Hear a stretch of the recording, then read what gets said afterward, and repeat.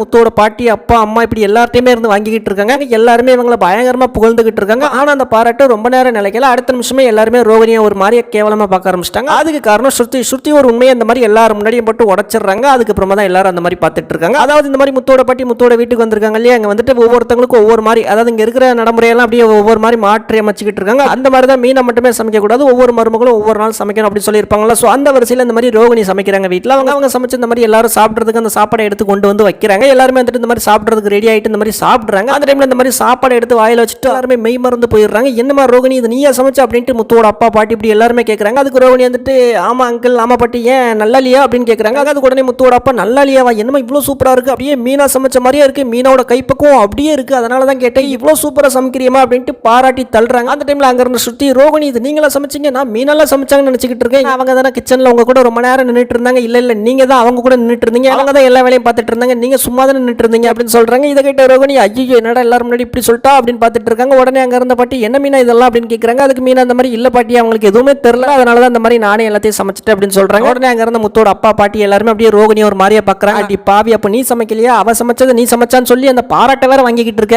வெக்கமே இல்லாம அப்படிங்கிற மாதிரி பார்த்துட்டு இருக்காங்க. இதை கேட்ட ரோகிணி ஐயோ என்னடா எல்லாரும் நம்மள இவ்வளவு கேவலமா பாக்குறாங்க அப்படிங்கிற மாதிரி பார்த்துட்டு இருக்காங்க.